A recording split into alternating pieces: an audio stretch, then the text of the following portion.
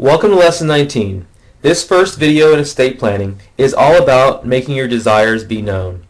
We will examine the many facets of estate planning, including the why, how, what, when, and of course, who. Since there are people who do not make their wishes be known, the estates have a system for distributing your property after your death. They are called the rules of intestacy. Each state is different, so I recommend that you study your state's rules and decide if you're satisfied with them. If you are, then maybe that would be good enough. However, what if you wanted something different? What if you wanted your spouse to inherit all of your estate? In some states, the rules of intestacy would divide your estate between your spouse and your children. Rules of intestacy generally follow marriage first and bloodline second. Thus, your second cousins are in line ahead of your third cousins, and all of them are ahead of your stepchildren. Generally, in planning for your inheritance, you should successively ask what if until your honest answer is to just let the state figure it out or just give it all to charity. The probate process is what the states use to make sure that your desires are carried out and that your heirs and your debtors are treated fairly. It's a legalistic court-run process that can be both protracted and expensive. Estates that consist of more than a few tens of thousands of dollars will generally need a lawyer. Now that we've discussed the why, let's move on to the how of estate planning.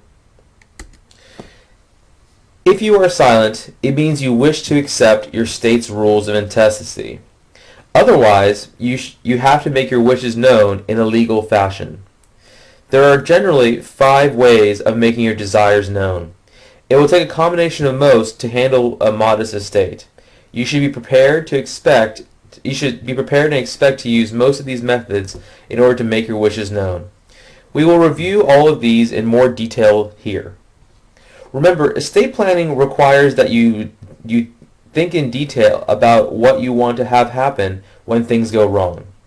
If you can imagine it, there's a good chance that a good attorney will be able to write it. Many people say, well, I don't really have I don't really have an estate plan, or that's something I'll take care of later. Like we talked about in the previous slide, just because you haven't formally written anything, there is something still in place, and that is, again, the state's rules. One way to bypass probate is to title your assets or an account or name beneficiaries ahead of time. These types of structures have the force of law and supersede a will, a trust, or any sort of probate action. Annuities, life insurance, and retirement accounts have designated beneficiaries.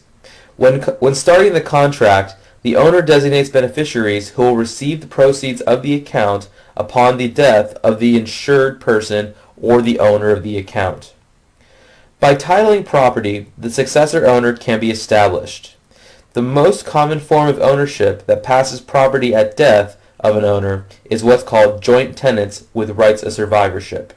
What this means is that there's multiple people, at least 2, that are both tenants or owners of a property. If one were to pass away without any sort of will or instruction or anything else, the ownership supersedes that, passing the rest of the asset to the other owner or owners. A due-on-death clause in a financial account has a very similar ability.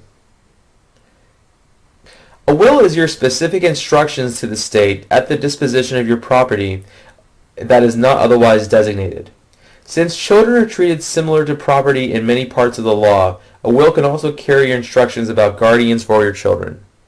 Such a document requires the ratification of a court to be implemented. The process of the ratification is known as probate. Having a will by itself means that you have not set up a trust in your lifetime. Don't worry, we will talk about trust in a minute. However, you can have your will establish a trust upon your death. This would be called a testamentary trust. I would talk specifically with an estate planning attorney to see if that makes sense for you. If you do have a trust, that acts as your main instrument for transferring your assets. It's possible you haven't moved all of your assets to be held by that trust. In the event that you have assets outside of that trust, You would then still have a will that essentially pours anything outside of your trust into your trust at your death. It acts as a safety net to make sure that upon your death, your trust still governs and transfers your assets. An advanced medical directive, often also called a living will, is your specific instructions as to the state as to the level of effort that should be put forth to prolong your life if you are near death. Final directives are well-respected documents with doctors, hospitals, and nursing homes. Consider what happens when there is an emergency. When the paramedics arrive, they are not going to ask about a non-resuscitation order. They're going to start working on the patient. Having an advanced medical directive may direct them to do otherwise, if that's what your wishes are. A power of attorney is a specific direction to the world to accept the word of some other person as your decision maker in some set of circumstances. In estate planning, a power of attorney is as important as it relates to incapacity. This simply means that if you are incapacitated or unable to make decisions, you can give someone the power to act on your behalf. Durable powers of attorney for healthcare seem to hold up over long periods of time. A power of attorney for healthcare allows someone to make medical decisions for you if you are unable to speak for yourself. Similarly, a power of attorney for your financial affairs allows someone to pay your bills, pay your taxes, or even sell your property if needed to help support you. In the medical area, a power of attorney is almost casually recognized. Financial powers of attorney need to be kept up to date. Financial institutions are not particularly inclined to accept the signature of someone you appointed as your agent 10 years ago. Since a power of attorney allows you to represent a person, they automatically expire at the death of that person. This means you cannot act on that person's behalf anymore since they are now deceased. The person that does act on the deceased behalf going forward would then be either the trust's executor, the successor trustee, the court, or some other person, but again, the power of attorney is meant to be only there while the person is alive. Another way to make your desires be known is through a trust. A trust establishes a separate legal entity and provides instructions on the disposition of your property.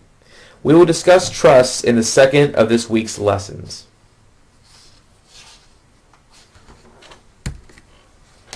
So, what are assets that should be put into a trust? The bigger and more complicated the inheritance, the more consideration should be given as to the way it's transferred. If your estate is of a modest size, a living trust should suffice. If there are business interests in your estate, special consideration will be needed. For instance, could your heirs run the business? Do they want to run the business? If not, there needs to be some sort of action that will facilitate the sale of the business for its continuity. If you have used titling and beneficiaries to pass most property, will there be sufficient liquidity to pay taxes and to administer your estate? It's also important to consider when you want a particular asset to become available to an heir. One option is before death as a gift. This certainly is a desirable option if you have sufficient resources for your own retirement. Another option is to soon after death as an inheritance. This is a common scenario. Lastly, the question is, when's the right time? If you want to postpone the transfer of your assets to someone until someone after your death, if you want to postpone the transfer of your assets to someone until some time after your death, you will need to do this through a trust. Perhaps there's a child who is not capable or legally able to control the asset. Or perhaps you have concerns that the asset might be squandered, and maybe you want to restrict the flow of the asset to that heir. For example, it's very common that extremely rich people do not allow their children to inherit monies until the children are well into their 30s or a deemed responsible age. This is a way to encourage them to get out on their own and figure life out for themselves before they come into the money. There are potentially several groups that you may want to benefit from your property. You will want to be sure that they're capable of handling this inheritance. Otherwise, you need to consider placing it in trust. By doing this, you are able to dictate your wishes from beyond the grave. You may be able to save people from themselves or ensure your wishes are upheld through various circumstances. Consider the following scenario. You're in a second marriage and you want your current spouse to have the assets to her if she needs them, but you want whatever is left over to go to your children from your previous marriage, not her children. For this scenario, you would need to form some sort of trust.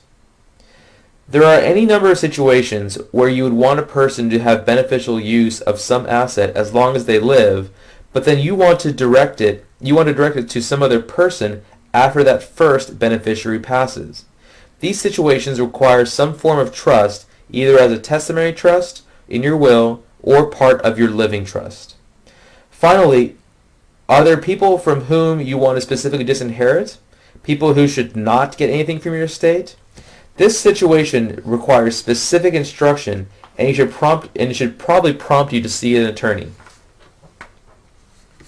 So there you have a brief survey of the why, the how, the what, the when, and of course, the who for estate planning. In the next lesson, we will turn our attention and focus more on trusts.